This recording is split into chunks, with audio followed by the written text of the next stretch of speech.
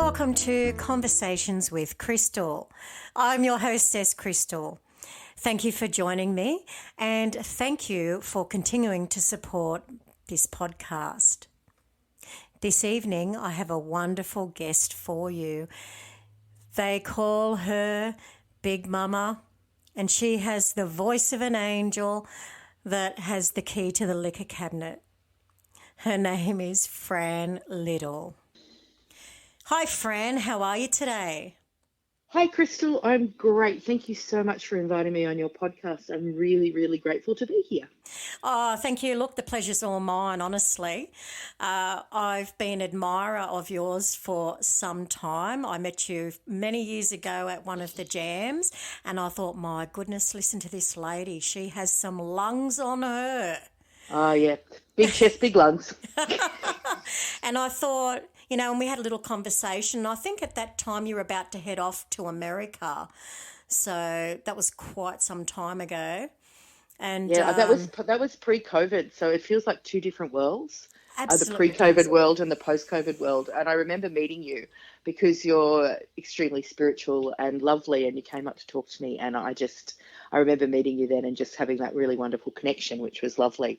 And I think that you were at the beginning also of your sort of singing journey as well in public, and it was just a lovely meeting. Yeah, it was. It really, really was. Now, tell me about, you were going to America at that time. So were you going there to sing, or was it for a holiday? I don't remember. Well, look, it's always a little bit of both. I've been going to New Orleans now since 2008 or 2009 was my first trip, and I try to go every year. Because, New Orleans is the greatest city in the world, in my opinion.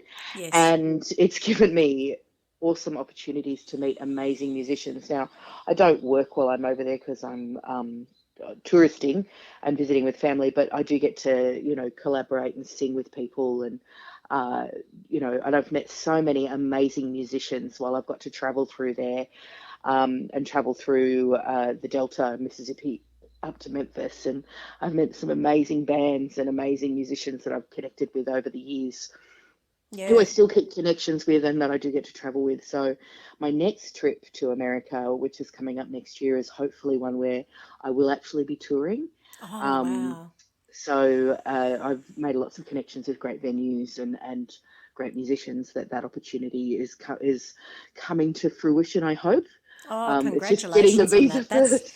Yeah. You'll be fine, I think. You've been there before, so they'll be able to see that. And how exciting is that?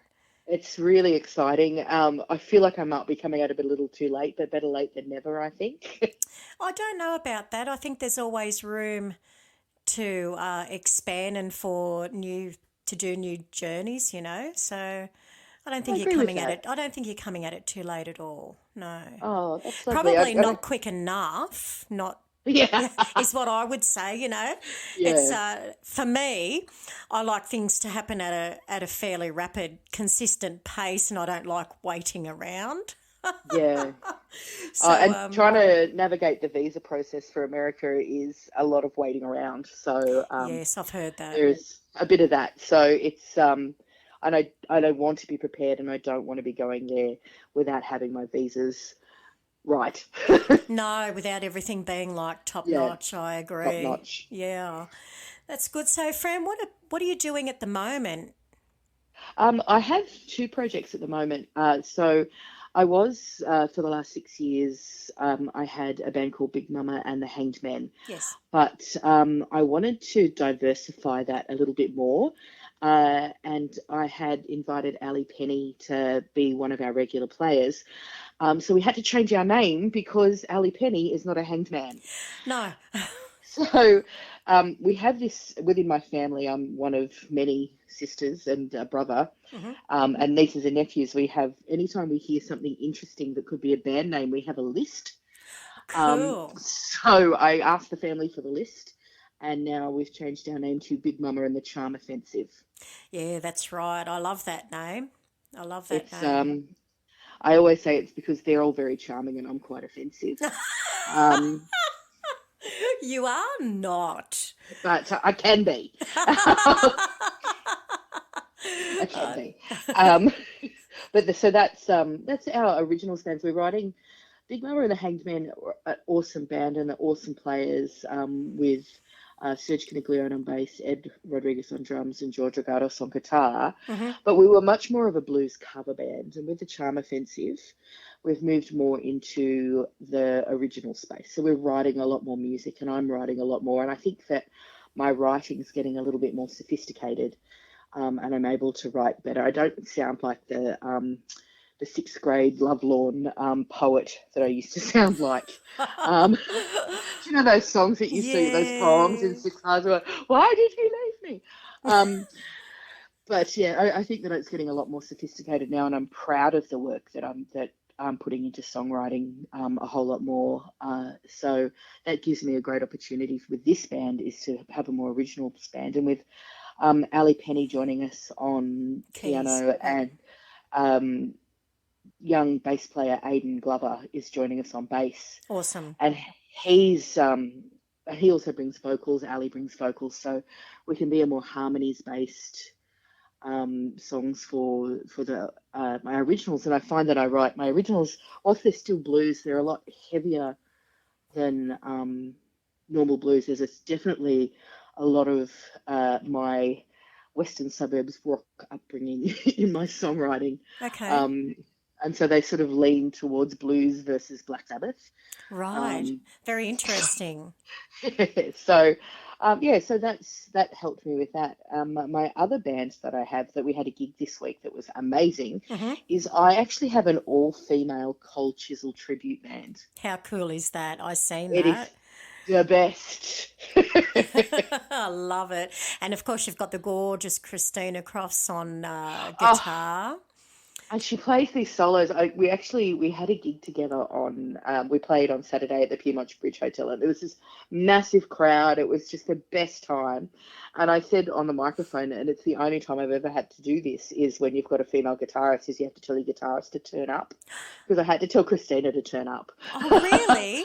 Yeah, she's so good. Yeah. But we're a big band of 6 people. And Christina Crofts, we started, it was just a 4-piece, and we were just doing piano, me, bass, and drums. So I had Bet Clark on drums, Catherine Golden on bass, and Courtney Severini on piano.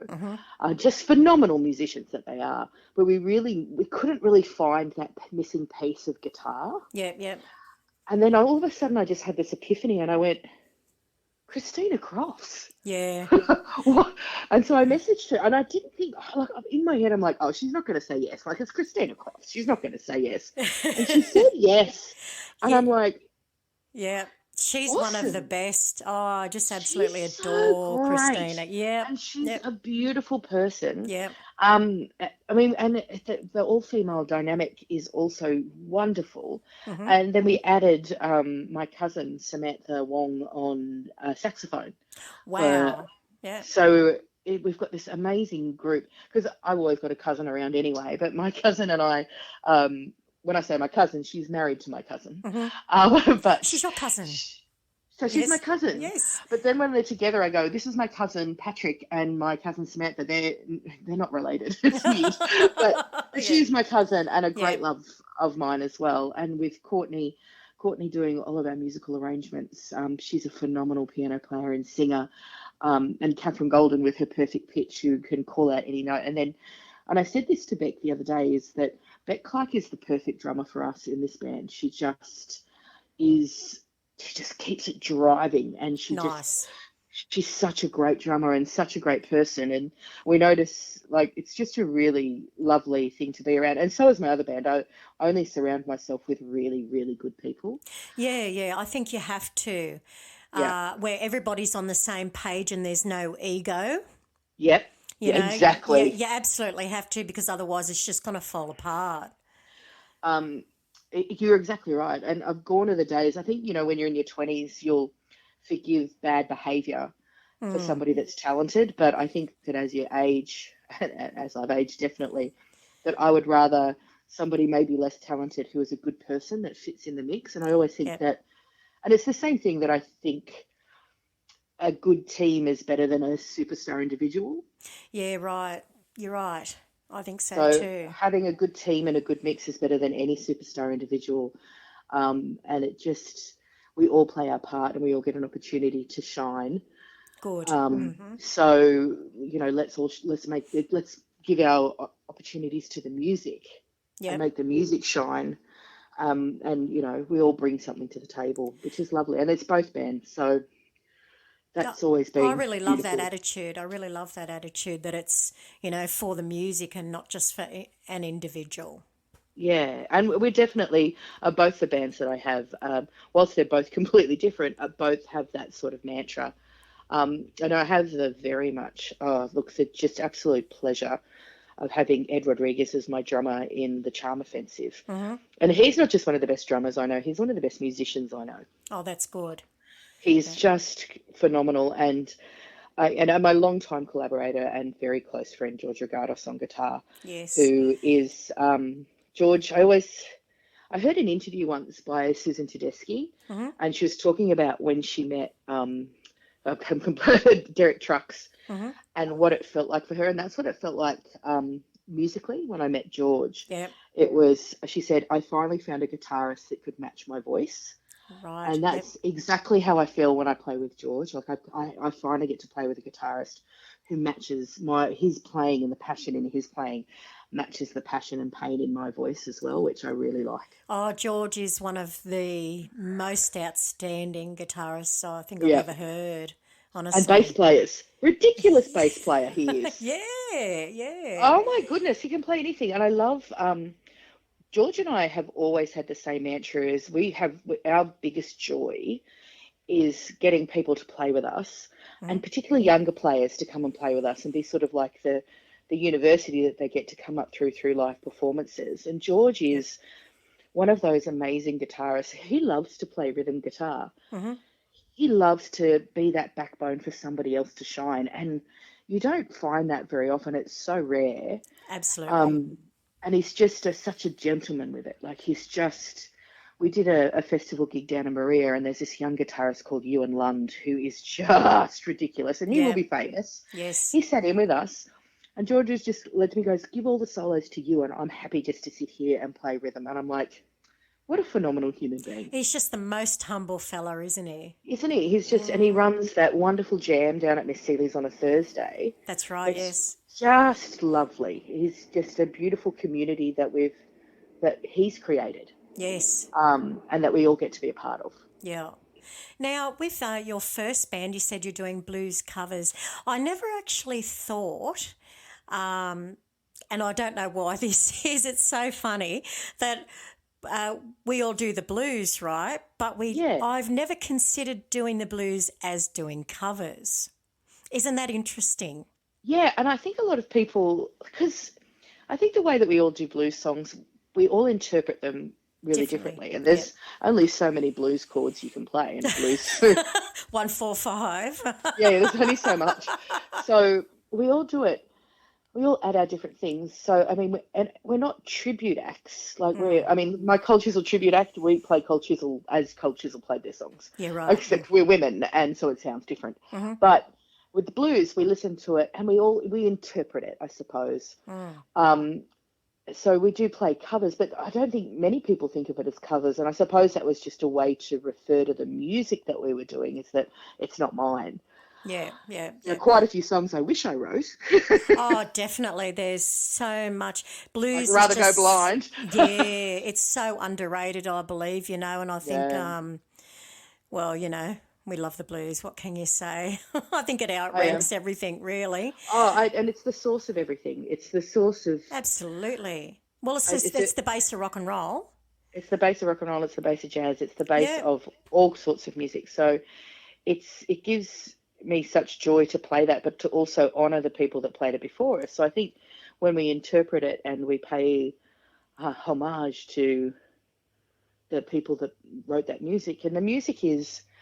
the thing I love about blues is that it is really the story of pain and struggle. Yeah. And struggle. Yeah. And we have to respect that. And we have to respect where it comes from and respect the people that came before us with that, which I really love. Totally. And I feel with blues as well, it feels like you're just outpouring your soul, Uh, you and I know? don't think you can, I don't think I could have sung or done blues any justice before I'd lived a life, I think. Yes, yep, before you've had that pain and that trauma. Yeah, Absolutely correct. I think you cannot be well, you probably can, but in my opinion, you can't be a good blues interpreter if you haven't yeah. had some kind of tragedy or pain, The because it adversity is just, what brings it. yeah, Yeah. it absolutely just brings it out. So now the transition to your new band, The Charm Offensive, where you're writing your own music. So have you got like 3 or 4 sets worth of original music written? We've got one strong set of original music. Nice. So yeah, look, I think I suffered from, earlier in my life from the self-sabotage of telling myself that I couldn't do something. Okay. Yeah. So I was telling myself that when I was younger that I couldn't write songs, Oh, that I wrote terrible songs, I couldn't write good lyrics, and I had to but then I had a few people that maybe didn't have my best interest at heart reinforce that. oh no. So, I'm really sorry to hear that. but we all have that at some stage. Absolutely, we do. Uh, so I thought that I maybe couldn't do that. So it wasn't until I was in my 40s until I started putting pen to paper and writing a song. And the first song I wrote was a song called Better Things. Hmm. So my songs all have a little bit of comedy in them sometimes. Okay. So I wrote this song about my ex, who had rung me out of the blue a few years after we'd broken up, saying, I need something off your computer. Can you email it to me? And I said, yeah, no worries. Just give me your email address. He goes, oh, come on, you remember my email address. And I went, dude, I have better things to do, and Do those better things ain't you. oh dear. So I wrote a Yes. song So about you that, wrote a song about it. Perfect fodder for a song, really. and it's really good. And then I realized that I can write clever things, Yeah. uh, and look, and that's one of the we will be recording that song when we start recording next year. But that's my songwriting's getting a lot more. It's getting better than that. I'm getting much more interesting topics, and I'm still proud of that song, but I'm really proud of the stuff that I've been writing recently. And about, I don't know, 2 months ago, I went away with a whole group of musicians. So my cousin has a holiday house in Huskisson that we Oh, lovely. set up. We set up a little band room downstairs, and I took, so it was me and George, Greg Noonan from Greg Noonan and the General Jackson came Hmm. down, Steve Pager, Billy Barnett from Greg Noonan and the General Jacksons, and uh, Alex Spango, or Alex, the drummer, came down, and Sean Costello, who's a keyboard and harmonica player, and Hmm. Ewan Lund. And we, out of that weekend, we wrote 3 really great songs. Oh, that's So we wonderful. we called ourselves the Renegades. So I'm really proud of the songs that we wrote for that, and we'll be debuting those 3 songs this Saturday night at our gig, which I'm really excited for. Oh, that's fantastic. That's really good. So, and I think too, as a songwriter, you said you've seen your writing evolve. And I Yeah, think part of that, when you look at it, is because you've had the tragedy, then you're starting to heal. Now you're yeah, healed even more, and you're in a different headspace and a yeah. more productive headspace, and one where I cannot imagine you letting anybody tell you you're not good enough. To Oh, me, not now. no, no, Back then, yes. Not yeah, now. no. I've just always seen you as the ultra strong minded woman who, isn't going to listen to anybody put anybody down, especially yourself. Well, the And thing is I wouldn't let anybody put anyone else down, and I certainly would stand up for that. But I have it, and I think most of us have that, where we would stand up for others, but not stand up as strongly for ourselves. But I'll come to the party for myself now. well, I applaud that. Good. I'm really proud of you. And I Thanks, Crystal. and Ita and the choir girls, isn't it? Ida and the Choir Girls. Yeah. Yes, my I love sister that. Gabrielle came out with that name.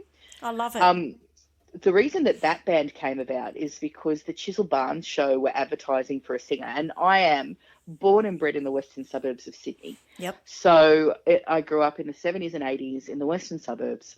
So Cold Chisel is part of my DNA. Mm-hmm. Mm-hmm. And I just love them. And I think that they're one of the best blues bands that Australia have ever presented. And the only reason I think that they weren't successful internationally is that their music was so complex. Right. It's really complex music, and introducing that to, these wonderful women that I'm playing with that are, bar Christina and I, the rest of them aren't old enough to have been around when Cold Chisel were around. Oh, right. So introducing this music to these con-trained musicians, Mm-hmm. and they're going, oh, Cold Chisel, and then they listen to it, and well, they never did that, of course, but No. they think of Kaysen, but they don't think of these complex songs and how beautifully written they are. Yes. And I remember Courtney coming back to me going, oh my God, this music is ridiculous. Mm. It's so good, and it's hard, and it's complex, and beautifully written. Don Walker and Ian Moss, Stephen Preskis, Jimmy Barnes, and Phil Small are some of the best songwriters that Australia have produced, in my opinion. Cold Chisel, one of my favourite bands of all time. I will die on that hill forever. Now, have you gone to see them live, though? I have, and they were Yay. amazing. Yay. So would you say they're your favourite or the best band or live act you've ever seen? Oh, no. I think I was very lucky a couple of weeks ago to see Living Colour live. Wow. Okay. And that was just a soul lifting environment. And also this year I've seen some amazing acts.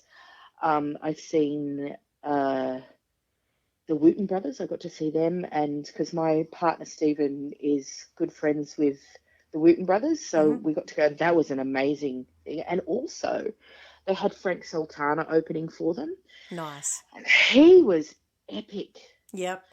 And then Victor Wooten gets and goes, I can't believe I had to come all the way to Australia to see a white man sing Mississippi Blues better than anyone else. Oh, wow. And it was true. And it was just like these people were there, and they were like, these guys are musicians, and they were all there to see them.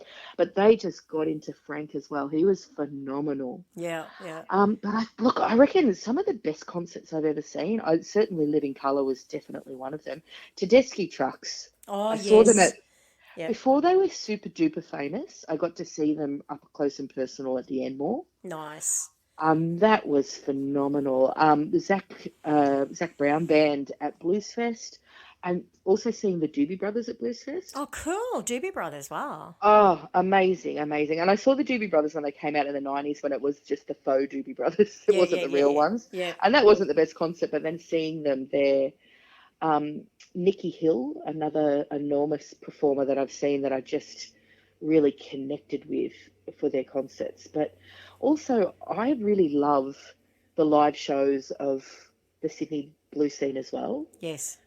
Like, there's just Karen Lee Andrews. Watching her play is just a masterclass in excellence. Mm-hmm. And for the listeners, what does she play? So she plays blues, and she plays oceanic blues. So you might remember her as Miss Murphy from The Voice. But yeah, okay, yeah. She was, Karen is her actual name, and she has a band with Adam Ventura and Yanya Boston, the Karen Lee Andrews band. And her voice, it's just, it does things. It does things. And, with Adam Ventura, who was also the bass player for Midnight Oil, and Yanya Boston, who plays drums for everybody. Mm-hmm. Like, this band is so phenomenal, and her songwriting, she calls it oceanic blues because she's from Islander descent, and it has this beautiful calmness to it, but it's still using those blues chords. And yeah, right. But her songs I find really peaceful, and just, but then she brings that, she'll rip out this song with this amazing voice. So she has got quite a low voice, and it's just, it really grabs me. I'm going to see her. I saw her album launch this year, and I think I was in the front row, and in all the videos, you could just see my big head going, yes.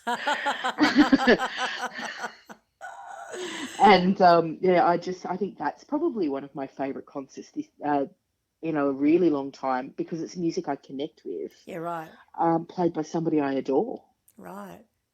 Well, that's fantastic. Going back to Ita and the Choir Girls, now Yes. what made you, uh, where did the concept come for it to be an Oh, all-girl band? okay. Well, sorry, I get sidetracked very easily. That's Um, okay.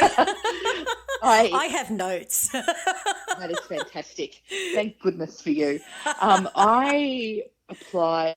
The Chisel Barnes show had advertised for somebody to replace their Jimmy Barnes, and I am literally the embodiment of that. I can hit the notes. You wouldn't have to teach me a song. I could walk in there off the cuff and hit every single Cold Chisel song without the words in front of me because I know all of them. Oh, perfect. I love them. And then they told me that they wouldn't take a woman. Oh, mate. Red flag right there. Yeah. I said, would you have a woman? And they said no. I went, Oh, well, wow. here you go then. So I went, well, then I'm just going to. Do it And so I was talking to myself. my sister about it. And my sister's really good at naming things. Mm-hmm. So I was talking to my sister about it. We're very close in age. And we both, she was the one that brought the Cold Chisel albums home that I listened to and fell in love with. Mm-hmm. And she goes, you need to start your own band. And she goes, and you need to call it Ida and the Choir Girls. And I went, oh my God, how could I let a name like that go? You couldn't. Absolutely could not. And I'd been playing. I have a little sort of production music company, sort of that Courtney Severini and I have called the Honey Bogans, Mm-hmm. where we do different sorts of shows. Yeah, because we're both Bogans. I'm from the western suburbs. She's from the Dandenong Ranges in Victoria. She's a Right. bogan as well. Right. We're both bogans. I love that.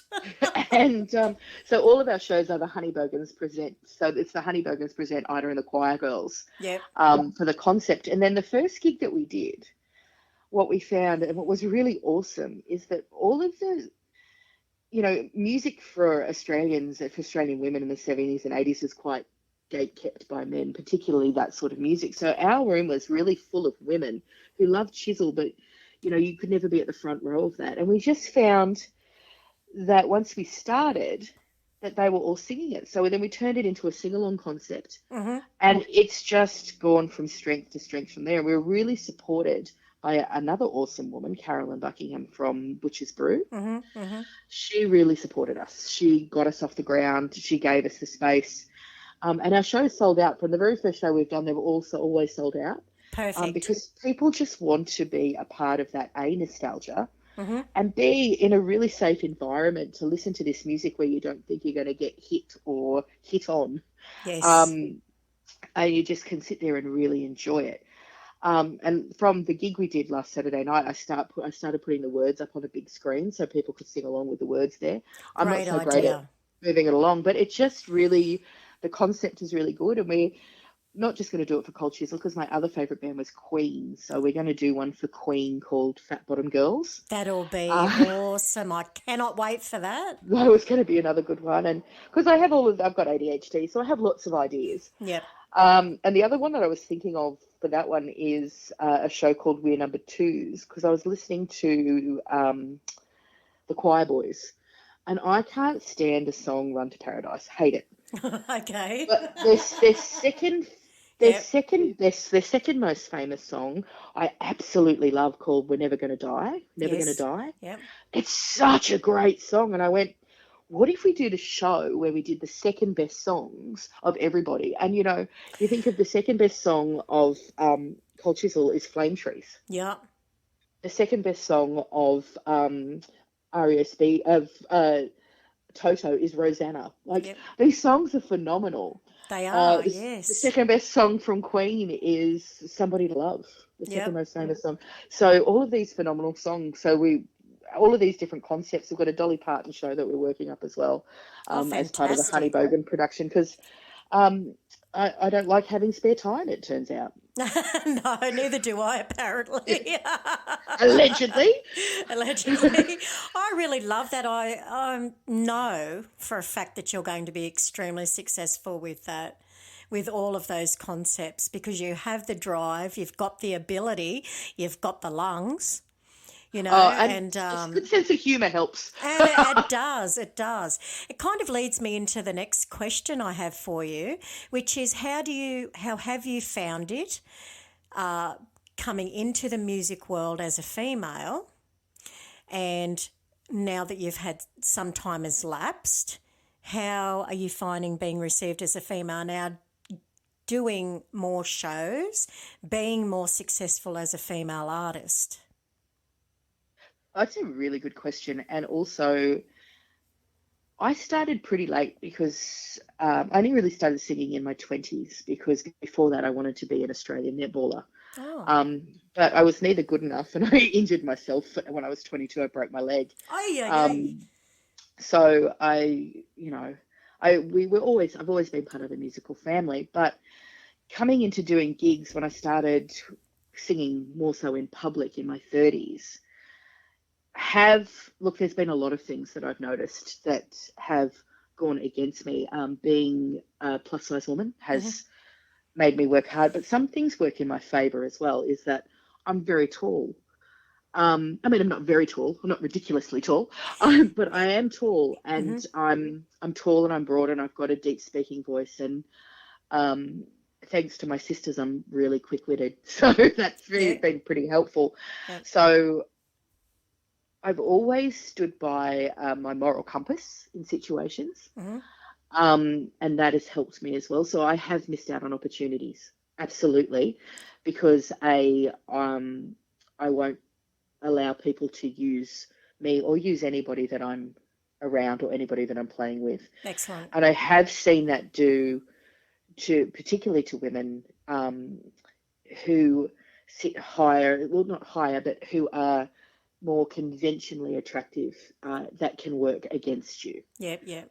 Because they all these great musicians that want to play with you, but they also want to sleep with you. And I haven't seen that happen to me. That hasn't happened to me. But I have missed out on opportunities where I've done really great things, but because I am plus size, that I'm stepped aside for that. But the funniest story is that I did apply for a job, audition for a group when I was in my mid-30s. And I was definitely the best singer there. And they asked if I would join the band and be the lead singer, but they wanted to stand me back next to the drummer and put the two pretty backing singers at the front. Oh, no way, man. Yeah, that's it. I went to an audition where that happened. I've never heard anything so disgusting. That is absolutely horrendous. And of course I said no. And I would have said no with a lot of colourful language around that we can't use on your podcast. But, yes. I'd have a few words to match that, I reckon. I'd have a few words to match that as well. But they wanted the pretty dancing girls up the front and the girl with the lungs at the back. And so we don't stand for that. And certainly I don't think that would happen now. Right. That was in the 2000s when that happened. So that was a while ago. Yeah. Early 2000s. So I don't think that would happen now. But I absolutely would hope not, because if it does, smash them. Oh yeah, that's words out of my mouth, sweetie. Words out of my mouth. And I think I didn't really. They didn't give me opportunity to prove myself as a front woman, because I think more so even than a singer, I believe in my strengths as a front woman to a band. Like, I can hold a room. I know when to put in those dramatic pauses. I can tell a joke. I can do all of those sort of things. But mostly and most importantly, I think I'm authentic, and I am always authentically myself. You are. I think you are too. You're just yourself, and there's no put on with you. And and I'll call it as I see it, but I can do it quite quickly because I'm one of 4 sisters, so I grew up in the brutal world. I love that. Now, how do you feel that the music scene has changed since COVID? Now, talking about COVID, I do know that you had On the Lounge or On the Seat. Songs from the Big Chair. That's the one, Songs from the Big Chair. I loved watching that. So how do you feel like you did that, for your own sanity as well, I'd Yeah, imagine? I did that so my musicians that were full-time musicians could earn some money. Yeah, and I feel as though as well, um, that was a great idea, you know? And it was fun, and people called in, and we had watchers from all over the world, which was so nice. And I Yeah. still get some messages from friends in New Orleans going, "When are you doing that again?" I'm like, "Well, no, we play live now." Um, Don't the have time. difference, I think the change in the music industry happened even before COVID. I Okay. saw the decline in gigs that were coming around even before COVID happened. It was like lockout laws and all that sort of stuff. Yeah, right. Um, Look, I think in some instances, I also have to say that I'm very lucky. Mm-hmm. Like I'm very lucky because I have so much privilege, Crystal. I have so much privilege to be. I have a full-time job that pays me well, Yep. and I have the opportunity to. I don't have insecurities of housing, of food, of any of those sort of things. Yep. I have security that makes it easier for me to do these sort of things that doesn't necessarily happen for other musicians. True, yeah. And that makes me extremely lucky, but and extremely privileged. But I have noticed, not that there's a lack of gigs, it's that, when we first came out of COVID, people were wanting to pay us so much less, and we already don't get paid that much. That's absolutely true. Mm-hmm.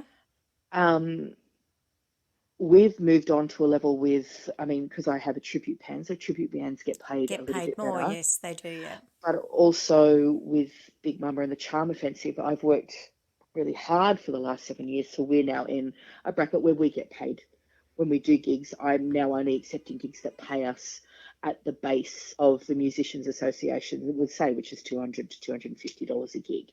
Yeah, I will not accept less than that. yeah. Because it's not worth it. If we keep accepting those gigs, people will keep paying us at that level. That's right. That's right.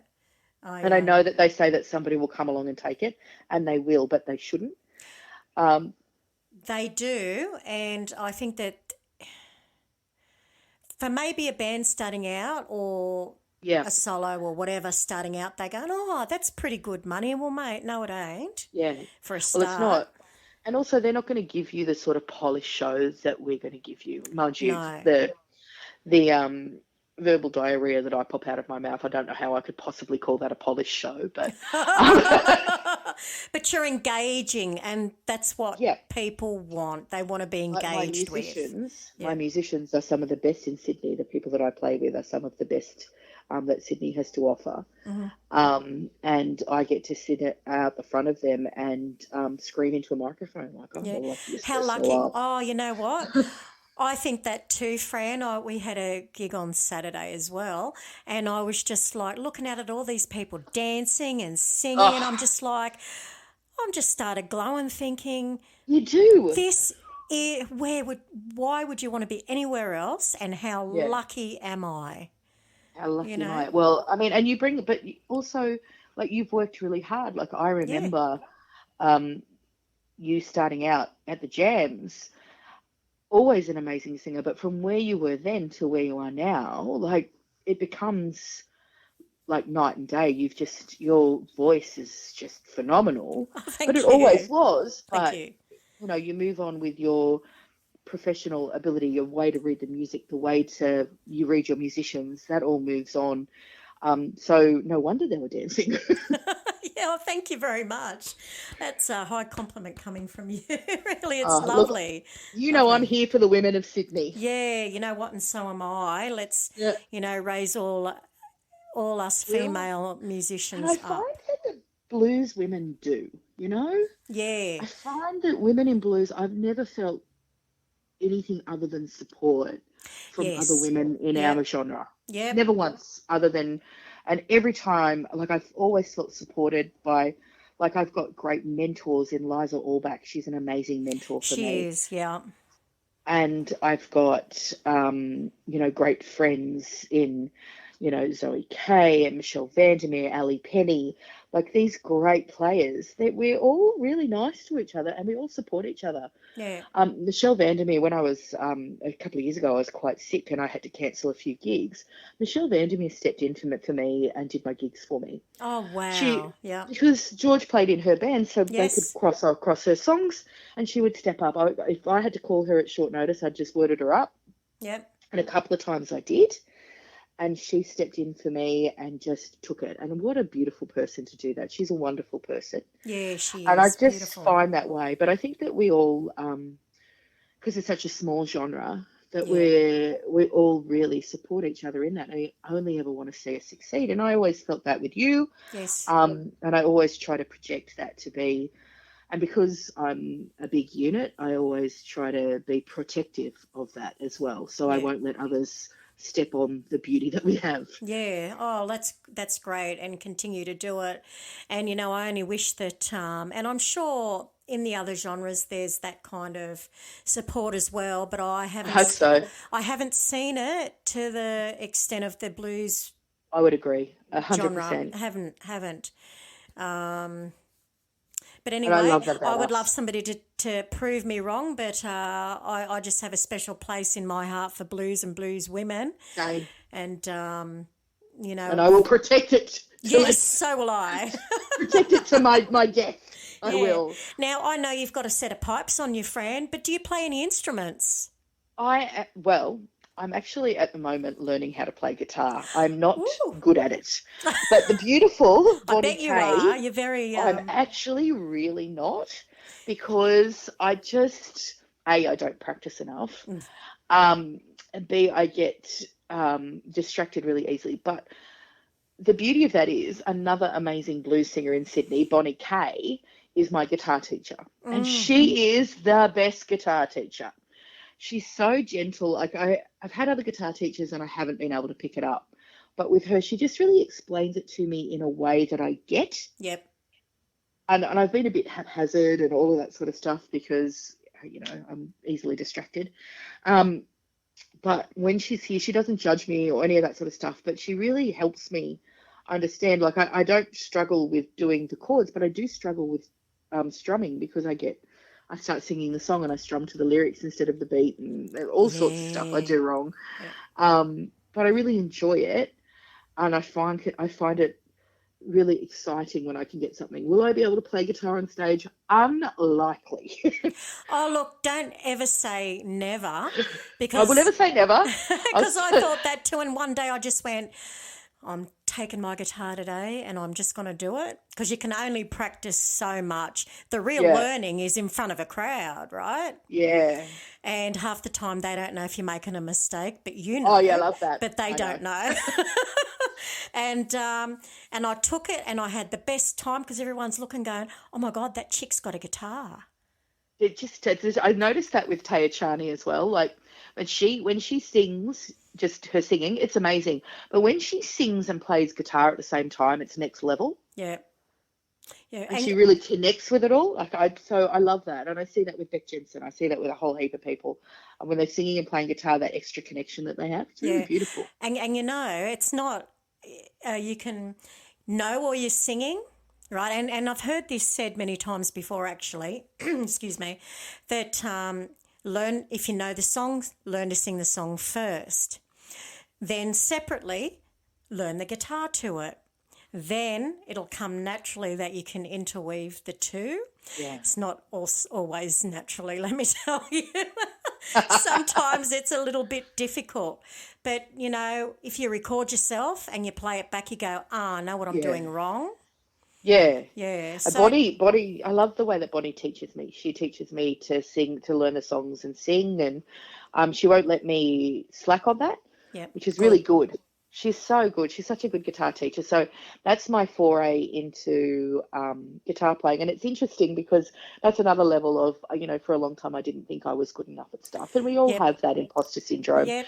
And it'll never go away. But well, one thing you are not, Fran, is an imposter, let me tell you. You are genuine and you are it. I love you, Crystal. You're the best. I love you too.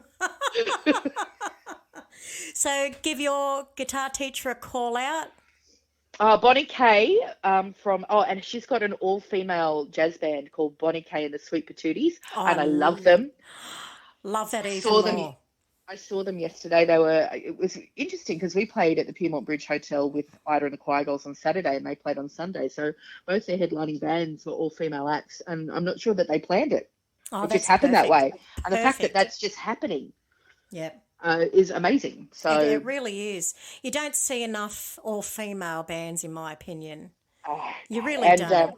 You don't. And it was a great band. And Bonnie is, if you need a guitar teacher, hit up Bonnie Kay, because she's actually a teacher as well. Yeah. And so I think that she brings those skill across, and she's just really kind and really sweet, and I come across as a no-nonsense big tough guy, but I'm actually just a marshmallow on the inside. You are. You're gorgeous. So I just need somebody that's going to be gentle with me, and she is. Yeah. So electric or acoustic? Acoustic at the moment. Mm-hmm. Hopefully at some stage that will move on. I already have a guitar fetish. I own 3 acoustic guitars. Like, I don't have 3 sets of hands. It doesn't matter. Man, I've got 7 guitars.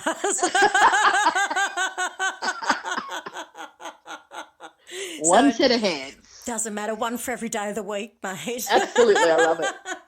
And my partner's a bass player, so he bought me a shortened bass. And I'm also left-handed. So. Oh, are you? I did not know that. And I can't do anything right-handed. Like, I'm just not going to be ever. That's never going to happen. It feels so weird. Yeah. So all my guitars are left-handed. So that does give me the reason whenever it goes, oh, well, come and play this guitar. I can't. I'm left-handed. Well, unless you're Shane Pacey, who is also a lefty. Yeah. All right. So I know that you will have a funny story, or probably a dozen funny stories from some gigs that you've been to. Hit me up with 1 or 2.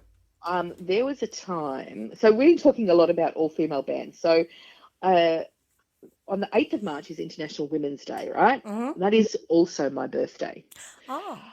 I did have one of my nephews believing that International Women's Day was on that day because it was my birthday. But, that's fine. It's only fair. But I used to run gigs at Lazy Bones for International Women's Day and do donations to women's charities for those events because it was my birthday. I got to play with all my friends. And we did a show, all-female shows, because it's International Women's Day. We're showcasing women. Yep. And I had the beautiful Tash Wolfe, who's this young guitarist. She's playing a lot in America and releasing her own music. She's a phenomenal guitarist. She's got like hundreds of thousands of followers on various things, but she's also just a really wonderful person and a really lovely guitarist. Mm-hmm. And when you're in an all-female band, there are some men who feel like they need to be a part of it. Mm-hmm. And they need to be on it. And there was this guy at the front of the stage, mm-hmm. and he just kept like falling into her stuff. And it was back when Lazy Bones, when the stage was just on one level. Yes, yeah. So people could fall like onto your things. And I did the most Fran thing in the world where I picked him up by his collar. And I picked him up by the seat of his pants and his collar, and I picked him up and I literally threw him off the stage. Oh, boy. Like, I took a swing back and I just threw him. I love that. It's literally the most Fran thing in the history of the world. And my friend Shannon, another amazing singer, shout out to Shannon Castle, she's brilliant. She goes, it's just the greatest thing. It's because he was just, you're like the lead singer and the bouncer. Yeah. I love it. And that is the most appropriate job title for me that mm-hmm. ever existed. Because I think of, even with my band, my non-all-female bands, I look at that band and I'm like, yeah, I'm the fighter out of this band too. Yeah. Like, I'm the one that's going to do it. Yeah. Like, I'm the one that's going to punch on. Nobody's taking that shit from me. The girl from the western suburbs. The girl from the western suburbs is the one. Well, you learn how to fight early. Fight fight often. Yep. Fight early, fight often. I bet he got the shock of his life. Oh my God. And there was some distance. Like, I threw him not another man came close to that stage again. Good. Because it was just, I just think, that was funny. And that does come up every once in a while. Yeah, Like, yeah. or some punter or somebody that's come to our shows and go, I remember that time I was at that show where you literally threw that guy off stage, and I went, yeah, I did that. He deserved it. And every time I go, he deserved it. Yeah, that's it. An 18-year-old girl who's just killing it on guitar and doing amazing things. Like, she doesn't need that sort of Absolutely person doing that around her. And I'm not standing for that. No. I'm not standing for that on any stage of anybody that I look after, or anybody that my name's Big Mama for a reason, because that's what I feel like I do. Like, these are my people, and I will do anything to protect them. Yeah, I love that. Absolutely love it. To have you in anybody's corner, a bit of a blessing right there. And it's a blessing for me to have them all. And I feel like I get to do my purpose, which is to, I was saying to CC Hall from the Sunbears, who they're off touring Europe at the moment, taking Australian blues to Europe, which is great. Awesome. And when we met him, I said, look, I never see myself as somebody that was going to be famous, but I see myself as a slingshot for artists to use me to, and I can sling them forward in their careers. If I can do that, then that is the greatest thing that I've ever done. My dream was to play at the Basement and not to play at stadiums. The only dream I ever had is I wanted to play on the stage at the Basement, and I got to do that. Excellent. And so now I just want. That's closed now. Yeah, so now it's a burger joint. Oh, wow. Still has a stage, but it's not a blues and jazz stage. It's another thing altogether. But I got to do that before it closed, and that was phenomenal. And awesome. So now, like, I love bringing on the younger talent. I love making sure that they're going to go forth. And I keep saying to young people like Aiden and Ewan and Tash, I'm like, I want to be the one that goes, or I go, when you're famous, let me be your backing vocalist. Oh. Because I've helped you here. Let me be your backing. But that's just a joke, because I'm terrible at backing vocals. I'd get somebody much better than me at backing vocals. Yeah. But I want to be able to go, that person's successful, and I'm so glad that I supported them in their success and didn't hinder it. Yeah. As long as I don't ever want to hinder the success of the young people coming through. I want them to have the positive experience that we maybe didn't have. Yeah, and I love that. Yep, that's perfect. I want to just go back to that for a moment about the backing vocals, because I'm real terrible at that as well. I'm bad at it. I don't know if it's always because I trained from young doing lead vocal, right? It's because we're lead vocalists, Crystal, and you can't take it away from us. No, yes. But also my great aunt said to me when I was quite young, she said, do not ever do backing vocals. She said, you're a lead vocalist. And I said, why is that? Because she married to Harry Lennon. So she was on the circuit for the vaudeville acts. And she said because she was in the chorus line, and when one of the lead singers got sick, they put her up, and she made sure she stayed there. She said, "Yeah, you will forever be classed as a backing vocalist, never a lead vocalist if you do backing." And I think that there's some truth in that, but I also think that there's a level of skill in backing vocals that I just don't have. Like, my ability to harmonise isn't fantastic. I can't do it. My ability, it's getting better as I practice more, because that's something that I am practicing. But my ability to not be the loudest thing in the room is my hardest thing to conquer. Right. So, if I don't have to try very hard to project. No. And even my lightest projection is loud. I'm loud. Yeah. Like, we were having a look at the board for Ida and the Choir Girls, and you can see where my mic is halfway and everybody else's mics are full. Yep. Because I have a really good projection. Yep. And I find it difficult to sing in a head voice. I'm a boomer. I'm a belter. Mm-hmm. So backing vocals, it's a skill into itself. Like, it's an absolute skill set in its own right. I do agree with you. I just don't have it. I don't have it. No. Don't have it at all. And I know these amazing lead singers, these amazing singers that all have it. Like Liza can do it. Yes. She's phenomenal at it. Yep. And Karen and Beck and Taya and and Juanita and Mahalia Barnes. All these amazing backing vocalists, but also amazing lead vocalists. Yeah, yeah. But I just don't have that skill. Like I'm going to say like that maybe I'm a bit of a focus puller where I shouldn't be, and I don't want to be that when I'm doing supporting other people. So No, I know how you mean it. yeah, I know the way you mean that. yeah, Now, I want to go back to and talking about your songwriting for a moment, because I do yes. believe that you have a song coming out, I believe, called Trouble. So we have a live recording of Trouble was the first song that I wrote that I went, oh, this is good. Yep. Like I wrote a few songs before that we still play, but Trouble's the first one I wrote and I went, oh, this is something. And we've been playing it now for a long time. And I see people come up to me and go, that song Trouble, who wrote that? And I go, oh, I wrote that. And they're like, that's a great song. I'm like, yeah, it really is. Don't But be surprised. Come on. but they're surprised that it's people Yeah. are surprised it's not a cover. Yeah, right. So and that makes me happy. Yeah, But yeah. So it means you've done a really good job. So can you tell the listeners how that come about? so I was sitting down and thinking about what it was like if you grew up in the western suburbs of Sydney, um, like the level of the rod of steel that you get in your backbone, Yep. because it is a different upbringing, and it's not sometimes pretty, and it's sometimes real rough, and I was just thinking about that and how we had to sort of be when we came out of it, but also that we do it with humor and that we deal with a lot of our trauma with humor, and we can sometimes be tough, Mm-hmm. but we can be trouble, but we're wonderful. Mm-hmm. And I was thinking about, and I was listening to actually the sort of music that I was listening to wasn't blues or jazz, it was actually metal. I was listening to Danzig, and they Oh, had this really open tuned, like spacious thing. And I'm going, oh, okay.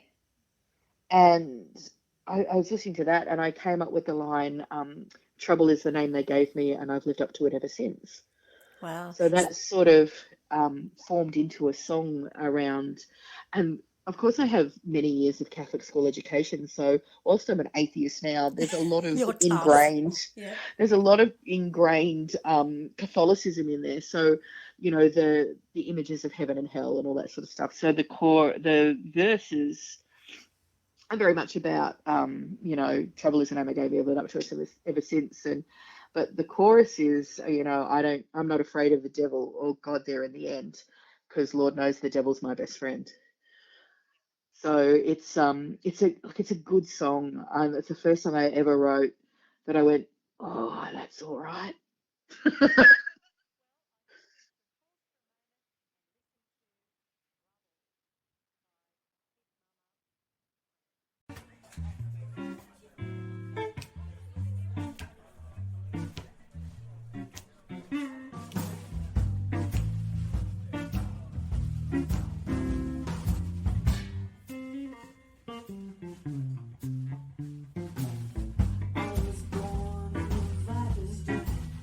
Learn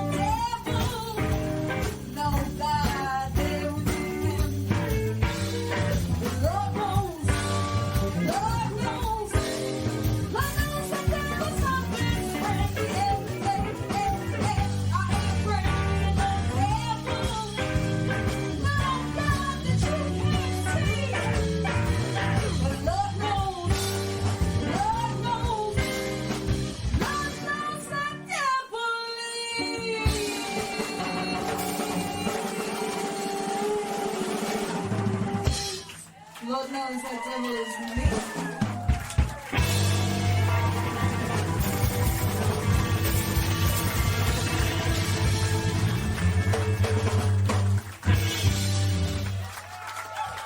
Thank you, thank you.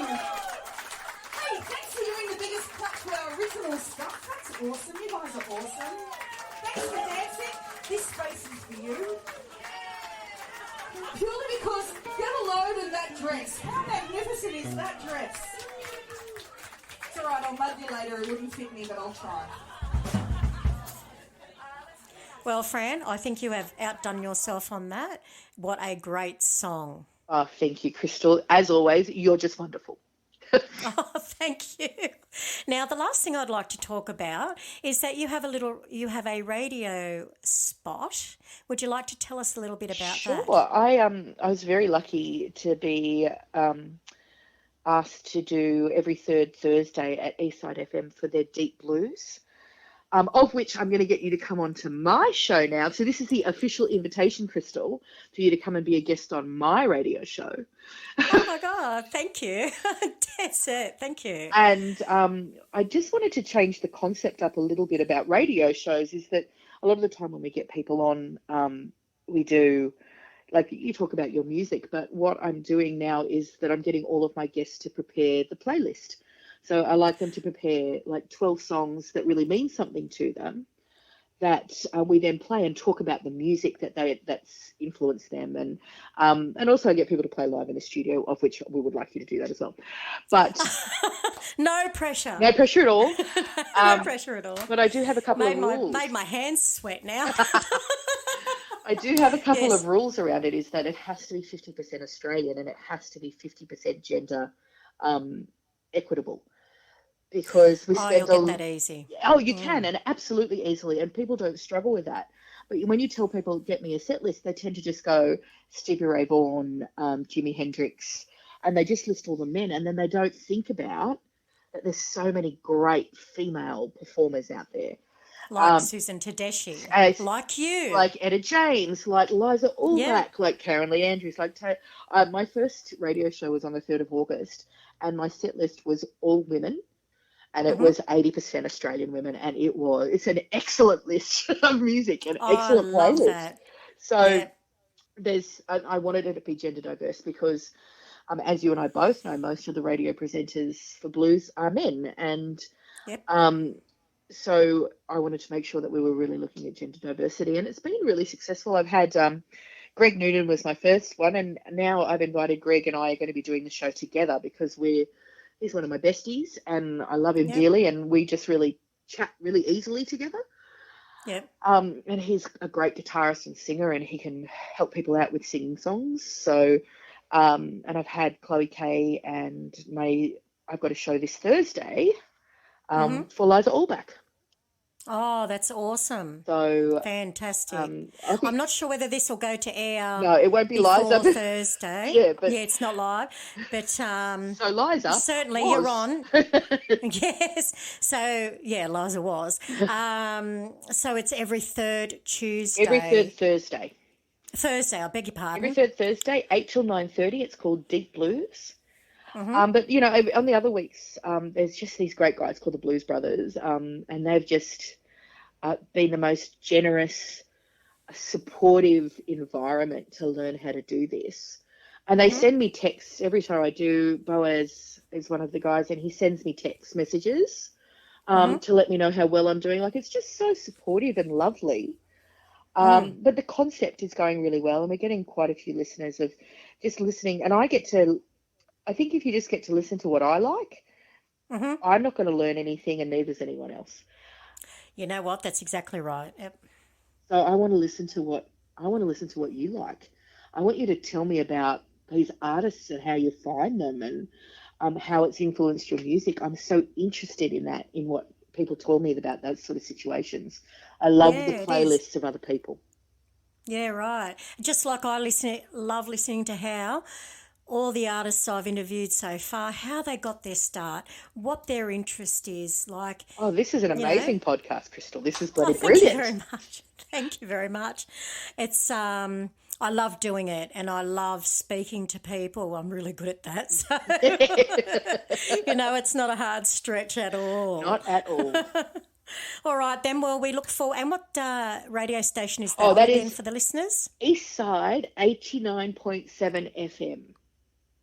And it's on every third Thursday. Well, it's on night. every Thursday, but I'm on every third Thursday. Fran is on every third Thursday from 8 till 9:30. 8 till 9:30. So you all need to tune in and listen to Fran. And, of course, because I'll be on there at one stage. Oh, you will? You're already booked? Okay, we'll talk about that directly. Awesome. Well, Fran, I would like to thank you so very, very much for coming on and sharing your time with us and with me, and for sharing your live recording and just, talking with us in general. I think you're an absolutely fantastic woman, very, very strong woman. And like I said, the voice of an angel who's got the keys to the liquor cabinet. Do you know my old boss? I worked for 20 years at the police, and that came from my old boss. He came up with that byline for me, and I've used it ever since. I love it. It's just perfect. It's just, that is exactly me. Crystal, thank you so much for having me on your show. Totally my pleasure. You are amazing. Thank you.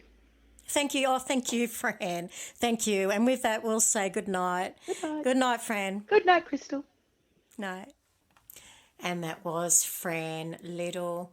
What an absolutely gorgeous lady Fran is, and definitely somebody you need to go and see. You have been listening to Conversations with Crystal. I'm your hostess, Crystal, and please join me again next week when I have another exciting guest for you.